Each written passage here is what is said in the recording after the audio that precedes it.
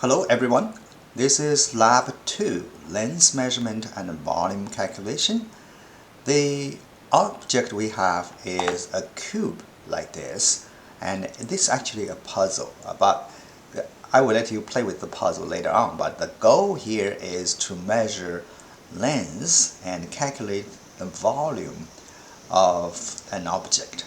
In this case, we have 7 pieces of the puzzle, and then the goal is to learn to measure length and record data and error margins. In the previous lab we talked about error margins, but in this case we're going to actually use the error margins and write your answer in the scientific notation. And then that's the first goal. And calculating the volume of the cubes and cuboid and estimate the error margin both in the length and in the volume.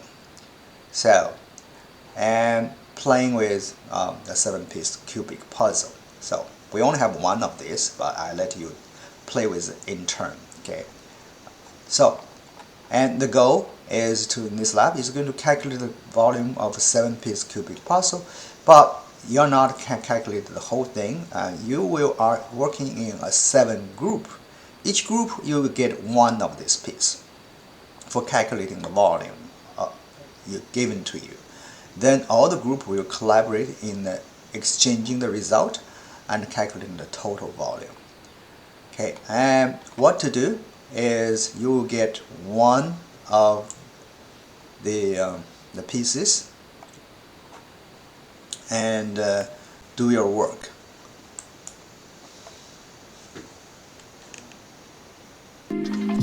As you see here, you will get one of them. It was like this. This is supposed to be all the pieces put together as a cube. But to calculate one part, in the end I will let you play with the cube, but we don't have one. You get one of the pieces and calculate the volume. So for example, you get this piece, right? One of the pieces, and to calculate the volume. So this is the solution. You will get to see the video if you cannot solve the puzzle.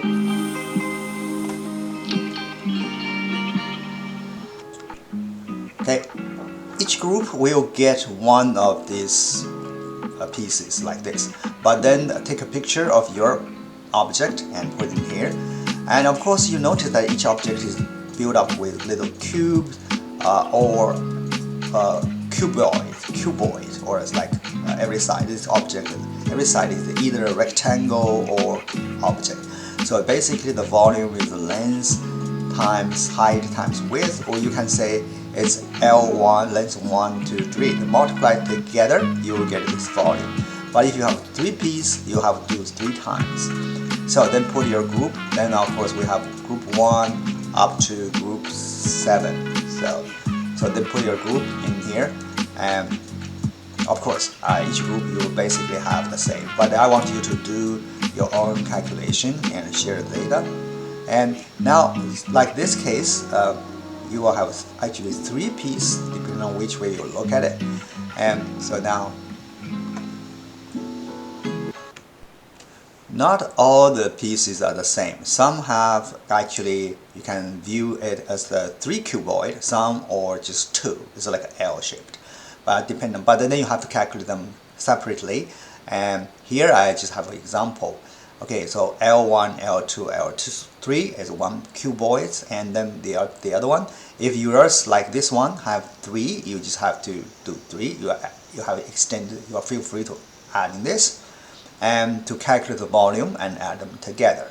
But then here something I want to emphasize on is to put the error in length. So last lab we talked about what is the error. When you measure with the ruler of the lens, then you cannot really get absolute. Then normally you just read to your best effort to get the number, but the last digit is usually an error. So then you put that error in length. That's an estimate, but as long as you put correct and in the right neighborhood, I will count as correct, and write that in the absolute decimals, in unit of centimeters. And all these lenses used to write in terms of scientific notation. And if you forgot what it is writing the number with one digit in front of a decimal point and the rest multiplied by power of 10. So that's the scientific notation. So recall the notes if you forgot it. Okay, and then you multiply them together and then calculate. So, okay, to recall what we did in the last lab, okay, I would say something measured is 2.31. Okay, but then when you read it, but you try to read the best, and the last digit usually it may be the estimate. Normally could be off by 1 typically. That's normally accepted, but to your best effort, it could be 2.31, or it could be 2.32, or it could be 2.30, or it could be even 2.3. But that's the error margin, so that we call it E here. So you just put 2.31 centimeters. That's or if you can really read more, and then you can just 2.001. So the last digit. So now here's something new, but with the error margin for the volume, you see, this is the idea. So if you have a little bit, because you can multiply these three sides together, but you have all the errors in here, you just use the largest error. So if you have an error in the lens measurement, but when you use the 3 lens, that with errors, can you imagine the volume is also going to have uncertainty, which means we call it error. So error is unavoidable or inevitable. So then you will have a measurement. So then if you go through the math, okay, so that's what this is for. So if you have a base, then we have a small error. But if you cubed, you go through this math, and then you have expanded so many times, and you're realizing that E is supposed to be much smaller than A.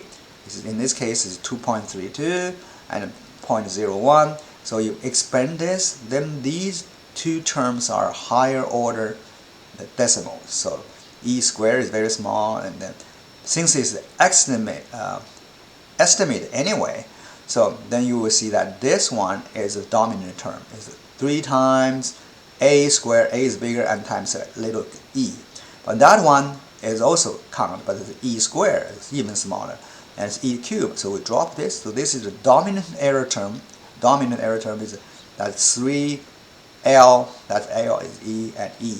So if you have a cube, that's A.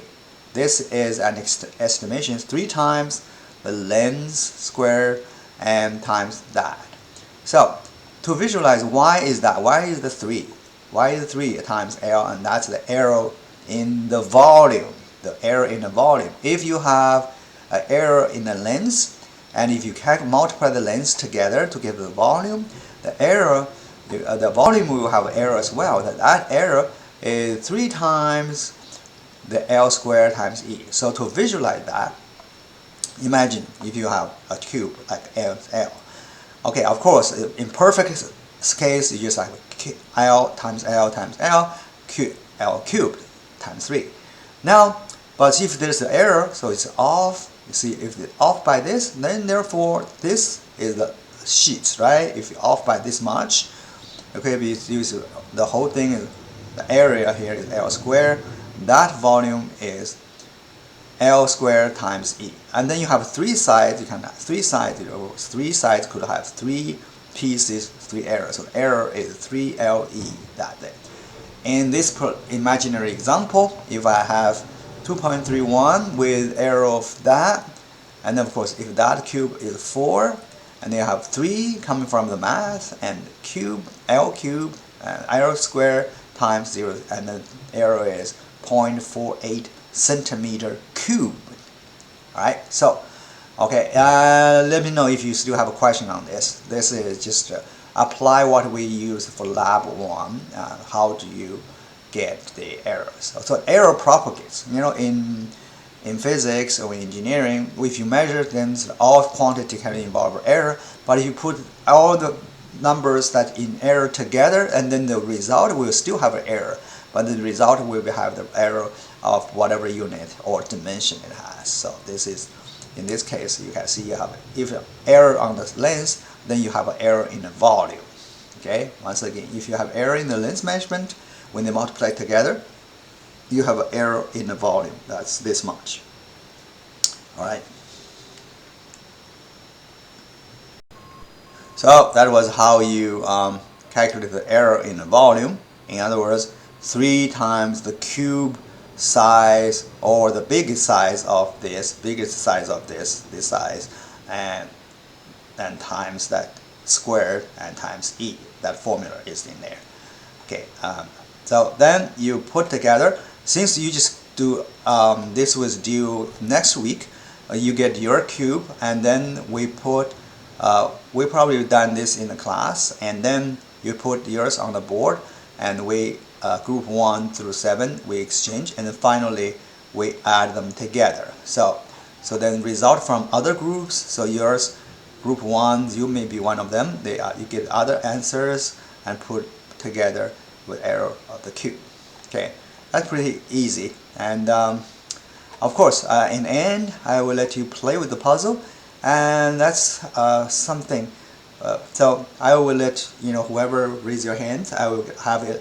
Well, sometimes you can solve it and put together in 10 minutes, or some you can take for days. But if you cannot, don't worry, because I'm not good at it myself, just for the fun of it. But if you manage to put them together, you receive 15% extra credit for.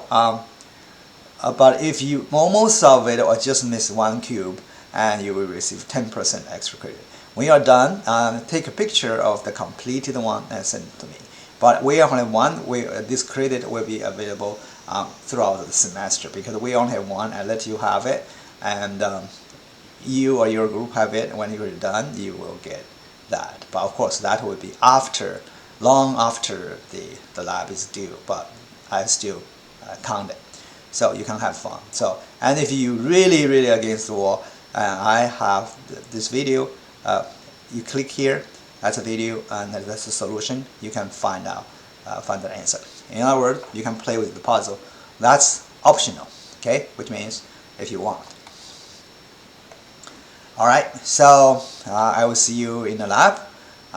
This is easy. Important is to learn the idea of the estimate error. Because in real world, nothing is perfect. You have to do the calculation, give an idea of how much could be off, and also do the calculation. The error also propagates through the calculations. How do you do that? In this case, it's 3 times length, the maximum length, times the error. Right? Okay, thank you. I will see you in the lab.